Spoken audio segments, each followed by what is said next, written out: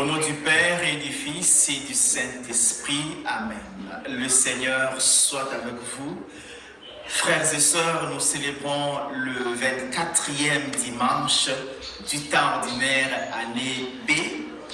Les textes qui nous sont proposés en méditation nous apprennent à être des vrais, des bons chrétiens. Pour être bon chrétien, il nous faut trois choses. Premièrement, avoir une vraie connaissance de Jésus-Christ. On le voit dans la lecture de l'évangile de Marc 8, 27 à 35. Jésus pose la question à ses disciples. Pour les gens, dire des gens, qui suis-je? Vous voulez vérifier la connaissance de lui comme ses disciples. Et il le fait à Césarée de Philippe, une région idolâtrique. Il y avait beaucoup d'idoles. C'est la région où régnait le roi Hérode Philippe, le frère d'Hérode Antipas. C'est lui à qui Jean-Baptiste avait dit, tu n'as pas le droit de prendre la femme de ton frère. Et ce frère-là, c'est lui qui est dans cette région de Césarée de Philippe. Il y avait des idoles. Et Jésus leur pose la question dans une région polythéiste et idolâtre.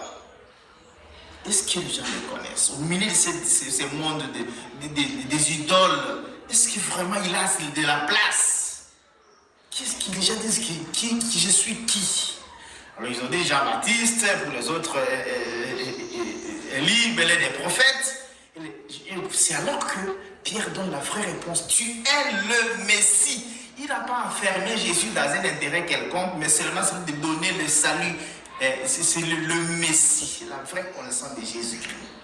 Nous devons planter Jésus dans les intérêts ou bien les besoins pour ce que nous attendons de lui. Non. Il ne faut pas limiter le Christ dans ce que tu attends de lui, le mariage, le voyage, la santé et tout. Non, parce que le jour où il ne te donnera pas ça, tu ne vas pas l'adorer, tu ne vas pas l'aimer. Il faut suivre Jésus parce qu'il donne d'abord le salut, la vraie connaissance de Jésus. Il est celui qui donne le salut. Il n'est pas celui qui est venu d'abord donner de l'argent, ceci ou cela, les choses qui passent.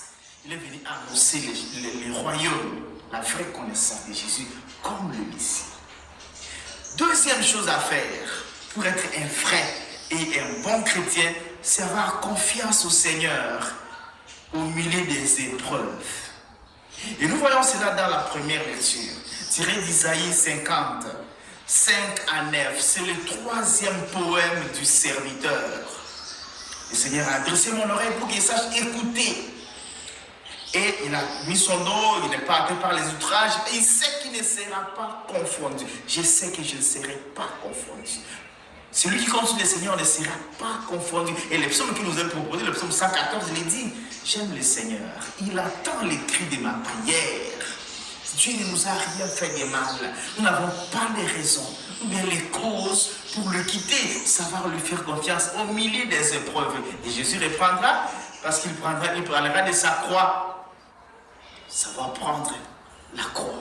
Pierre a voulu, lui a fait des remarques parce que Pierre, pour ce temps-là, il a été un peu comme les chrétiens de nos jours, qui ne voient pas la souffrance sur le chemin des chrétiens, qui voient seulement le bonheur, qui voient seulement le paradis.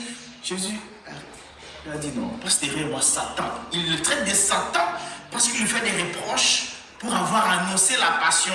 Et donc, tout celui qui nous annonce un christianisme nourri, un christianisme choco, sans souffrance, sans peine, Satan, il faut la croix. La croix est inhérente à la vie du chrétien. Il faut prendre sa croix, faire confiance au Seigneur. Troisième chose, il faut que la foi se manifeste à travers les œuvres. La foi doit s'ouvrir aux œuvres. Et ça, on voit dans la deuxième lecture, tirée de la lettre de Jacques, au chapitre 2, versets 14 à 18. Une foi sans les œuvres est nulle. Nous sommes beaucoup qui bavardons aujourd'hui, qui faisons trop de bruit sur notre foi, nous faisons des comparaisons avec la foi des autres, nous minimisons la croyance ou les œuvres des autres. Qu'est-ce que nous manifestons comme œuvre? Parce que les œuvres, je dirais même la charité, c'est le visage de la foi. Une foi sans les œuvres est nulle. Tu reproches ma foi, tu critiques mon église, tu fais ceci, tu vois tout ce que tu fais toujours en mal, mais quelles sont tes œuvres? Est-ce que tu vis la charité? Est-ce que tu es attentif à la souffrance des autres? Est-ce que tu es compatissant? Est-ce que quand on te regarde, on sait voir l'amour, on sait voir la lumière, on sait voir le bien, on sait voir tout ce qui va avec l'amour, la charité, et ainsi de suite. Les œuvres. Pas les chrétiens qui savent seulement parler, mais ceux qui parlent par leurs œuvres, par leur témoignage de vie. Je le disais, les chrétiens doivent être comme une lettre envoyée aux nations. Pour qu'on nous raconte, qu'on lise l'amour, qu'on lise le pardon, qu'on lise la paix. Ce sont les œuvres. Le Seigneur nous aide ce dimanche à être des vrais chrétiens. Bon dimanche à toutes et à tous. Que Dieu Tout-Puissant vous bénisse et vous garde, le Père, le Fils et le Saint-Esprit. Amen.